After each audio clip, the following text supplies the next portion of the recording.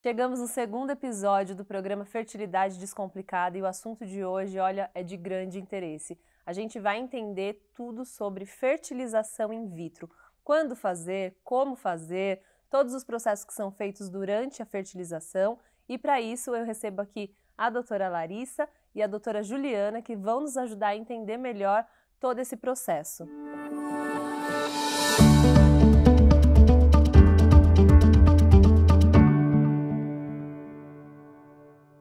No primeiro episódio, nós entendemos então quando é hora de buscar a ajuda de um especialista em fertilidade. E hoje nós vamos entender tudo o que envolve o universo da FIV. Bom, e aí a primeira pergunta que eu já queria fazer para você, doutora Larissa, é o seguinte: FIV é sempre mais eficiente? Às vezes as pessoas têm essa ideia de que podem apostar todas as fichas na FIV, que vai dar tudo certo. Isso é verdade absoluta ou existe aí um grande tabu? Existe aí um grande tabu. Isso, na verdade, é um mito, Aline.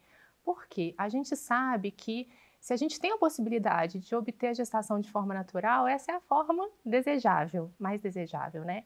Mas é claro que a FIV, ela vai ter o seu lugar. Aqueles casais que realmente precisam, que têm diagnóstico de infertilidade, ou seja, estão há 12 meses tentando engravidar sem sucesso, ou se existe alguma alteração na capacidade reprodutiva da pessoa ou do casal, como no caso das relações homoafetivas, né? A gente vai lançar mão, muitas vezes, de um tratamento de reprodução assistida para ajudar com uma FIV. Mas o que eu acho muito interessante a gente destacar é que esse mundo que a gente está vivendo hoje, e é muito justificável que isso esteja acontecendo, é que as mulheres têm postergado muito, né, a maternidade. A gente está mais inserida no mercado de trabalho, a gente tem outros desejos, e às vezes a gente fica com a falsa sensação que está tranquilo. Quando eu chegar lá na frente, eu vou conseguir engravidar através da FIV. Mas, na verdade, a gente tem, mesmo a FIV oferece algumas limitações, conforme a gente tem o passar dos anos, principalmente da mulher.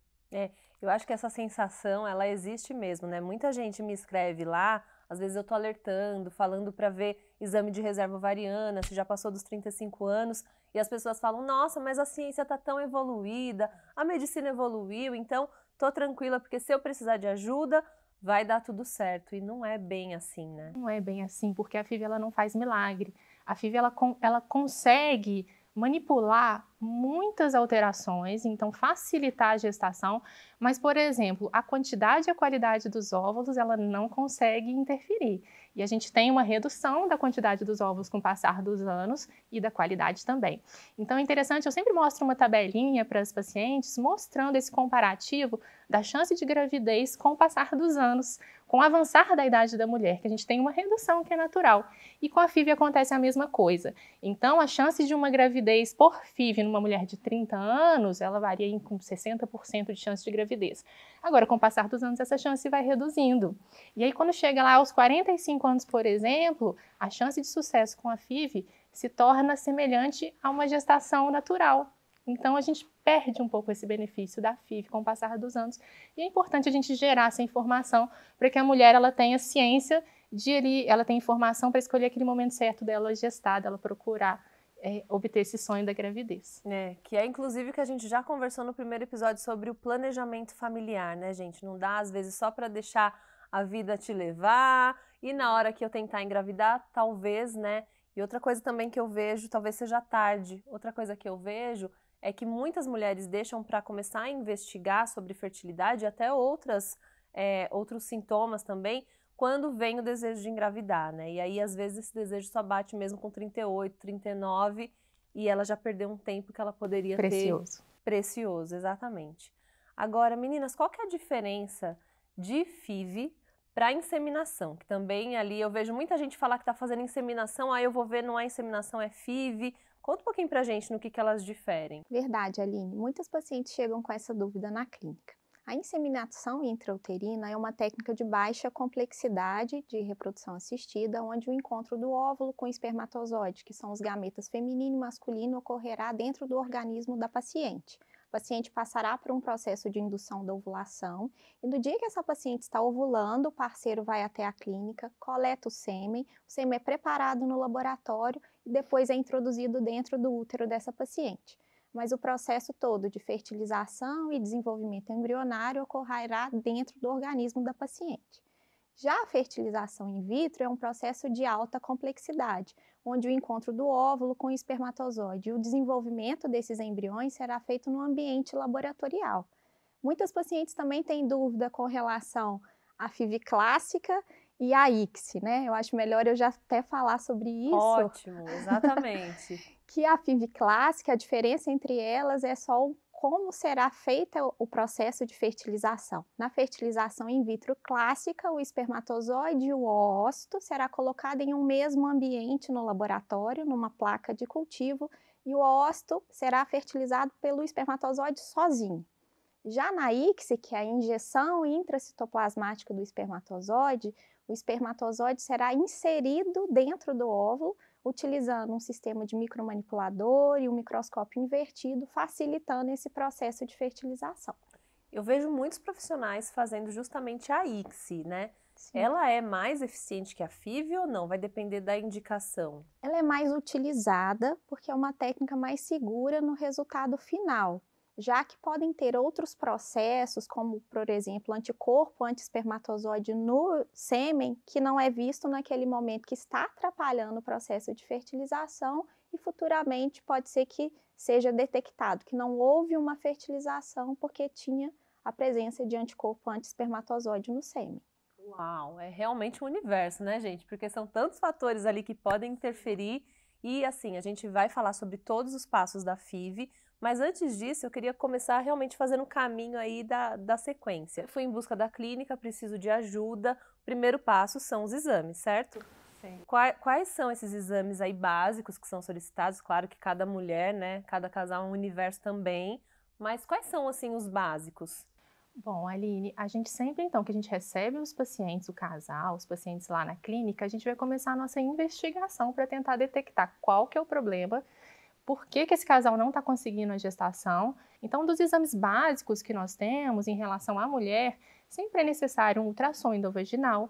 Por quê? Porque através desse ultrassom a gente vai detectar se a cavidade do útero, que é o local onde vai receber o embrião, se existe alguma patologia que possa impedir essa adaptação, essa implantação do neném.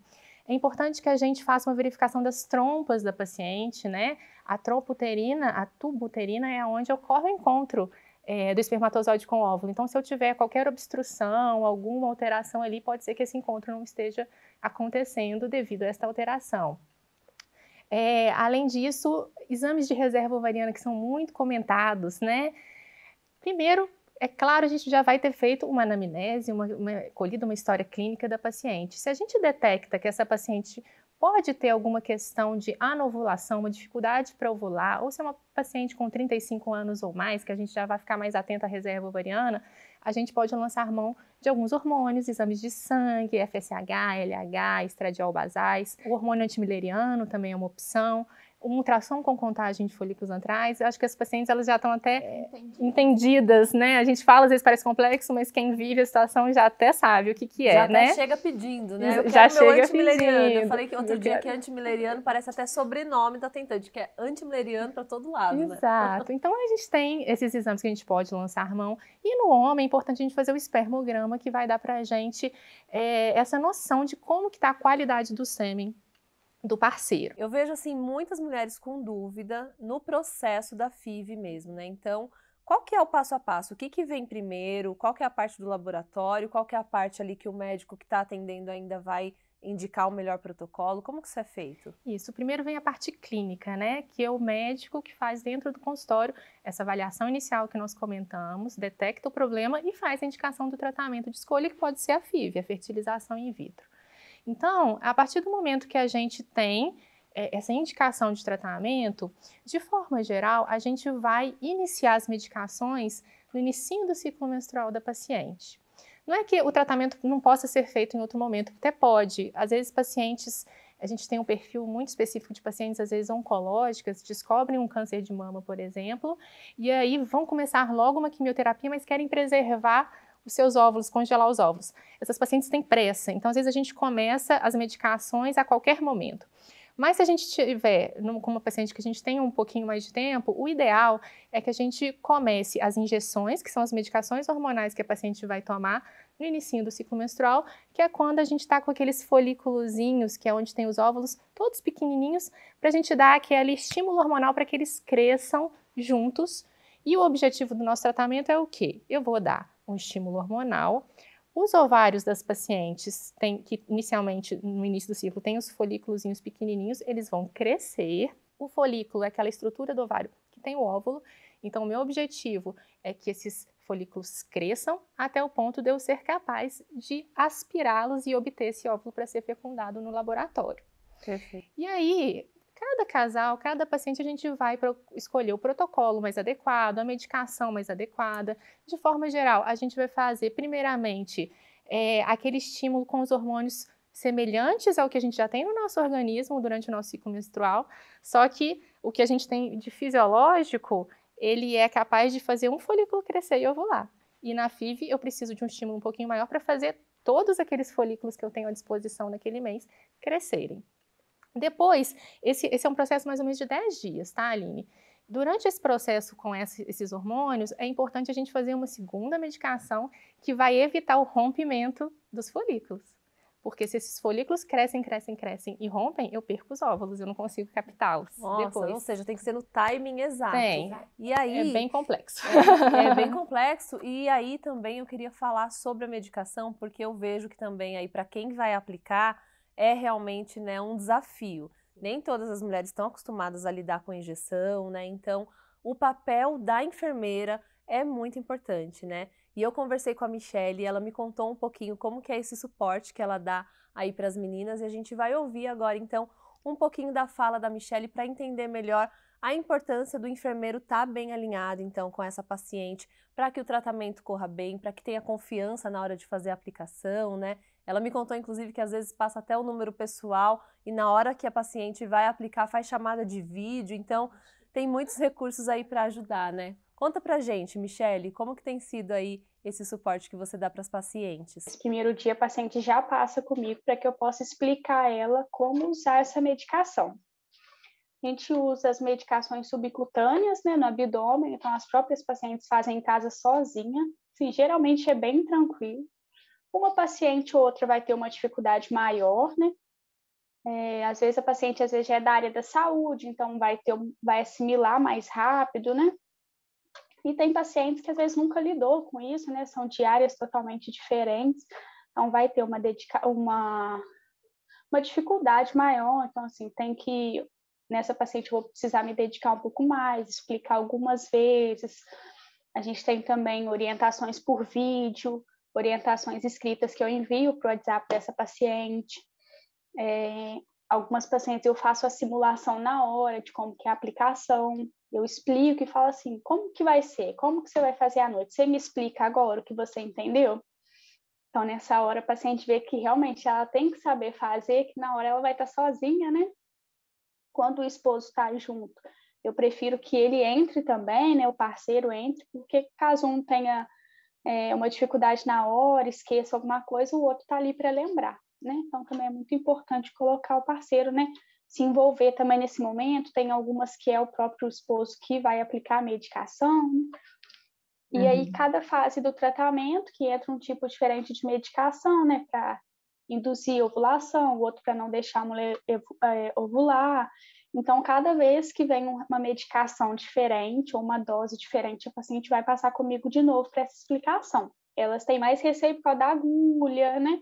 Algumas medicações vêm prontas numa canetinha, então é mais tranquilo de ensinar, é mais tranquilo de aplicar. Aí, geralmente, a primeira medicação, vamos supor, é de canetinha, aí depois a próxima, a própria paciente tem que diluir, tem que aspirar, tem que quebrar um ampola, né? Então, elas têm mais essa dificuldade. Aí, nessa hora que eu consigo suprir mais, sabe, a necessidade delas. Como que você vai fazer? Pega uma ampola sobressalente, dou para o paciente quebrar, ensino a quebrar até a ampola, né, na técnica, que aí facilita, né, porque tem umas que ficam nervosas e falam, eu aperto, quebra a ampola toda, e vaso líquido. Aí ensino, falo, pega uma gaze limpinha para não cortar o dedo, envolve na ampola na hora de quebrar. na hora de aspirar, você vai usar essa agulha que é maior, mas na hora de aplicar, você vai usar a agulha menor, que é a subcutânea, né? Que às vezes elas veem a agulha grande e ela, ai meu Deus, vou colocar essa agulha desse tamanho na minha barriga. Não, essa agulha é para a gente preparar. Aí ensino, né? Tem umas medicações que já vêm com suave de álcool, fazer asepsia antes. Ensino também aonde elas vão fazer, né, a aplicação no abdômen, qual área, né, que elas vão aplicar, onde que é mais dolorida, onde que pode ser um pouco mais confortável para elas. Quando eu vejo assim que estão assim indo embora, nervosas, com receio mesmo, né? Geralmente as aplicações são feitas à noite. Aí eu já passo meu celular pessoal, porque as pacientes ficam nervosas, eu falo, ó, me liga.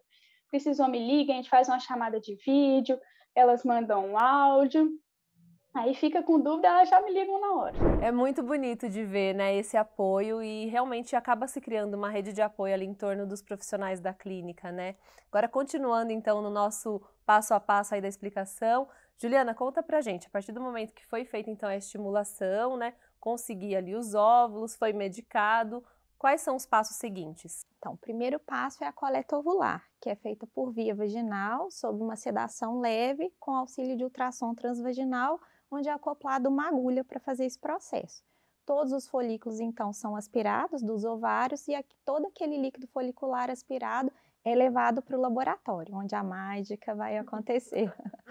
E aí são selecionados os oócitos, depois de selecionados se prepara o sêmen no mesmo momento e após a fertilização iremos avaliar por 2 a 6 dias o desenvolvimento desses embriões no laboratório, diariamente, até o momento que esses embriões serão transferidos para a mulher ou ficarão lá criopreservados para uma posterior transferência. E aí, por que é necessário esperar todos esses dias, né? Como que funciona esse desenvolvimento aí desse embrião? Então, o primeiro passo no laboratório é a gente avaliar daqueles óvulos quantos eram maduros. Próximo passo é ver daqueles oócitos que foram injetados, quantos deles conseguiram se dividir e se tornar um embrião realmente.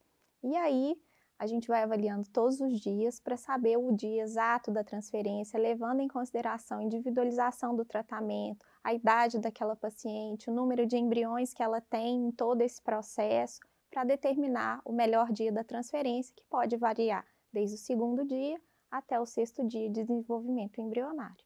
Perfeito. Aliás, gente, aproveitando, nós teremos um episódio aqui só sobre o embrião, né? Então, às vezes você ouve falar blastocisto, o que é isso, né? Biópsia embrionária, será que eu tenho que fazer? Então, acompanhe, porque a gente vai ter um episódio inteirinho só para tirar todas essas dúvidas, né, meninas? Bem, e aí, então, nesse processo de transferência, tem alguma coisa que eu posso fazer para melhorar, para dar uma otimizada ali também? Tem algum cuidado antes ou durante esse processo? Como que funciona? Olha, a transferência, que é o momento em que a gente vai colocar o embriãozinho lá dentro do útero, o primordial é que a gente esteja com a medicação adequada também, né? Depois desse estímulo todo que a gente fez, que coletou os óvulos, no dia seguinte a gente tem que começar a repor também, né, a suplementar uma progesterona. Que a progesterona é progestação, é o hormônio da gestação. Sem ele, a gente dificilmente vai conseguir uma gestação. E acaba que, nessa bagunça hormonal do tratamento de fertilização in vitro, pode ser que a gente não tenha uma produção fisiológica adequada da progesterona. Então, a gente vai suplementar e é importante que a paciente esteja nessa suplementação adequada. Tem gente que acha que transferiu, tem que ficar deitadinha ali, porque às vezes pode ter até a impressão, né, que se mexer o embrião vai sair do lugar, vai descolar, né? Isso procede? Isso é uma verdade ou não? O que tem que ser seguido aí nesse caso? Isso é um mito novamente, né? Mais um mito. Na verdade, Aline, o que a gente tem? Se a gente for falar de estudo científico, não tem nenhum estudo científico que comprove que o repouso melhore a chance de engravidar depois de um tratamento de fertilização in vitro. Então, isso não é algo necessário. Mas a gente tem que ter em mente também que a paciente está vivendo um momento todo especial da sua vida e que o aspecto psicológico ele é muito importante. Então, às vezes, a paciente, se ela fizer uma atividade muito extenuante, alguma coisa, ela pode ficar na cabeça que aquilo ali provocou talvez um insucesso. Então, eu acho que a gente tem que ser equilibrado ali nas nossas orientações para a paciente. Não acho que ela deva ficar de repouso absoluto, acho que só atrapalha, na verdade, porque ela só vai ficar pensando nisso, né? E eu acho que assim, as pacientes relatam que é o pior momento do tratamento. elas falam, nossa, doutora, quando eu estava tomando as injeções, eu não estava tão nervosa do que essa espera até o dia do beta-HCG. É um momento de muita ansiedade. Tem que esperar 14 dias para fazer o teste? Geralmente 10 a 12 dias depois da transferência. Pode, por exemplo, ter relação sexual durante esse período ou isso já não é tão indicado? A gente orienta que o casal evite relação sexual pelo menos até o dia do beta-HCG, para evitar contrações uterinas, às vezes um sangramentozinho da relação que possa gerar alguma confusão. Então, isso aí a gente pede para aguardar um pouquinho. Ótimo. Agora, chegou a notícia então do positivo, né? Que é o que a gente espera, é o que traz mais alegria para todo mundo. Quais são os passos depois do positivo? Ela ainda continua sendo acompanhada pelo médico especialista ou não? Vai para um pré-natal normal? Olha, aqui na clínica, a gente acompanha ela até um determinado momento depois desse primeiro beta positivo. A gente pede sempre para o paciente repetir depois de 48 horas o exame de beta, tanto para o negativo quanto para o positivo. No caso do negativo, para confirmar, antes da gente suspender progesterona, né? E realmente bater o martelo que foi negativo. E no caso do positivo, para a gente avaliar se os níveis hormonais estão crescendo adequadamente, o que dá para a gente a impressão se o prognóstico daquela gestação é um bom prognóstico, que está indo tudo direitinho. Depois de 2 semanas desse segundo beta, a gente faz um ultrassom que a gente já vai conseguir ver saquinho gestacional, embriãozinho, coraçãozinho batendo. Ai, que emocionante. Que é um dos momentos mais emocionantes, mais gratificantes, onde realmente. tudo vale a pena, né? E aí, estando tudo bem, a gente faz uma cartinha de encaminhamento, a paciente volta para o seu ginecologista obstetra, onde ela vai fazer o acompanhamento pré-natal de forma habitual. Ai, ótimo. Aí depois só volta para apresentar o bebê para vocês com toda favor. aquela alegria, né? Agora, por outro lado, também a gente sabe que não é 100% garantido, então os negativos também existem, a gente tem que saber lidar com eles. E aí voltou um negativo, o que é feito depois, doutora Juliana? O ideal é que a paciente retorne ao médico dela, responsável por aquele tratamento, para conversar, ver todo o processo que foi feito até aquele momento. Se tiverem embriões excedentes daquele tratamento que foram congelados, ela poderá descongelar esses embriões para uma nova tentativa de gravidez. No próximo ciclo menstrual, será feito um preparo do endométrio. Se não tiver embriões congelados, uma segunda tentativa de FIV já pode ser realizada no próximo ciclo menstrual. Perfeito. Meninas, adorei o papo. Vocês deram uma verdadeira aula aqui sobre FIV. Bem, esse papo continua nas redes sociais, tá? No Instagram da Nidos, tá cheio de posts sobre FIV, tirando dúvidas. A gente sempre abre lá também caixinhas de perguntas, então vocês podem participar ativamente. Vai ser sempre um prazer trazer aqui para o programa questões que são aí do dia a dia de vocês, tá bom?